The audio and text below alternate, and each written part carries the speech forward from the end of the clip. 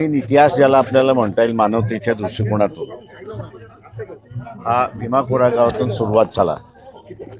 त्याला अभिवादन करण्यासाठी जनता या ठिकाणी एकत्र येते. मी असं मानतो की हे चांगली गोष्ट अशी परिस्थिती आहे.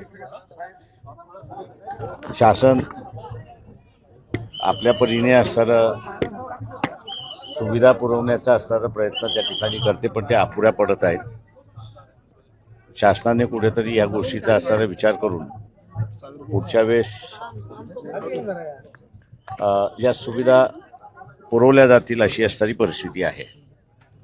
पार्टीसारखी जी संघटना आहे त्यांनी याच्यामध्ये अधिक लक्ष घातलं पाहिजे असं मी त्याने मी असं म्हणेन की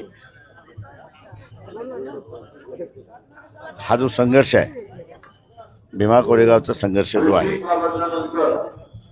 फिजिकल रित्याने संपलाय असं मी त्या ठिकाणी म्हणेन, पण मानसिकरित्याने अजून चालू आहे असं मी त्या ठिकाणी मानतोय. त्याच्यामुळे असणारा हा मानसिक संघर्ष जोपर्यंत चालत राहील या देशामध्ये तोपर्यंत मला असं वाटतं की ज्या ज्या सिम्बॉल्स आहेत मानवतेच्या दृष्टिकोनातून लोक त्याला असणारा अभिवादन करण्यासाठी येत राहतील.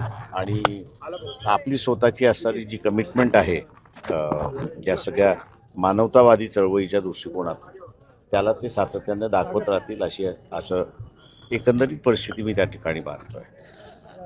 ज्यांनी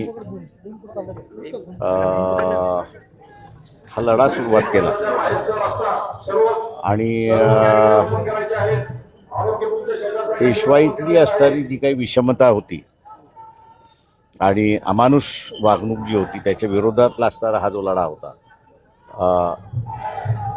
तो फिजिकली मी जसं म्हटलं तसं संपला आहे, मानसिक दृष्टिकोनातून चालू आहे. त्याला मी असं या ठिकाणी अभिवादन करतो आणि आम्ही सगळेजण त्याला असणारा सल्यूटही करतो. देशात आणि केंद्रात भाजपची सरकार आहे आणि पुढील म्हणजे 2 वर्षांनी 100 वर्ष पूर्ण होतील या स्तंभाला. हा, तर मग कशी तयारी असेल किंवा मग आता परभणीची घटना घडली, वारंवार घटना घडतायत राज्यात. एका दृष्टिकोनातून आपण असं बघितलं तर परभणीची घटना आहे, बीडची घटना आहे आणि म्हणून मी म्हणालो की इथला असणारा मानसिक जो बदल व्हायला पाहिजे होता तो काही झालेला नाही, तो अजून तसाच्या तसा आहे. अनेक घटना घडतील असं मला त्या ठिकाणी दिसते या सगळ्याच्या. आणि त्याला माझं म्हणणं असं आहे त्याच्यामध्ये की हा जो मानवतावादी लढा उभा करणारे जे आहेत यांनी सक्रिय दृष्टिकोनातून आता काही गोष्टींकडे पाहणं हे महत्त्वाचं आहे असं त्या ठिकाणी मानतो. तरच हा संघर्ष आपल्याला दिसतोय त्याला असणारं कुठेतरी एक टोक म्हणजे बदलाचा टोक येईल असं मी त्या ठिकाणी मानतोय आणि ती गरज आहे असं मी त्या ठिकाणी मानतोय. अशी असतात परिस्थिती आहे. केंद्राचं असणारं सरकार असेल, राज्याचं सरकार, हे BJPचं सरकार आहे. या सरकारकडून असणारा माझ्या अंदाजानं पॉलिटिकल पार्टीज म्हणून बघायला आपण असणारं सुरुवात केलं पाहिजे.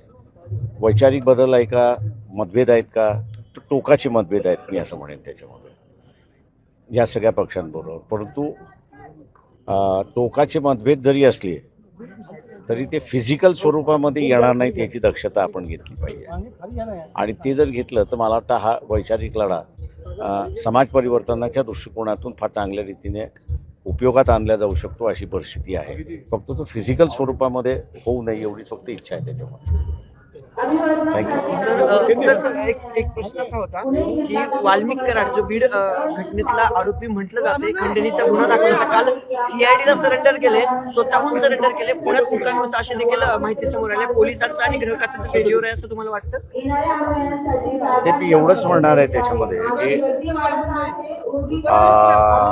ज्या पद्धतीने त्या लढ्याला एक कलर दिला जातोय मराठा वर्सेस वंजारी, अशा याच्यामध्ये मी असं म्हणेन की शासनाने अधिक दक्षता राहिली पाहिजे होती.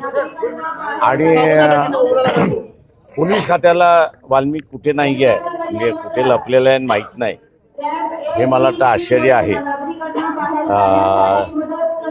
ज्यांना खुफिया एजन्सी आहे त्यांनी आपलं फेल्युअर मला वाटतं लोकांसमोर वारंवार आणू नये एवढीच फक्त मला त्यांची विनंती आहे. गृहमंत्री कमी, मुख्यमंत्री कमी पडलेत.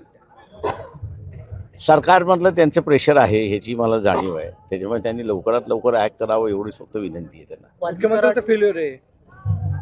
प्रेशरला त्यांनी बळी पडू नये एवढीच फक्त माझी विनंती आहे. वाल्मिक कराडला हजर करणं हे प्री प्लॅनिंग वाटतं का? ते प्री प्लॅनच आहे. ते सरळ सरळ दिसते त्याच्यामध्ये, नवीन काहीच नाही. थँक्यू. थँक्यू.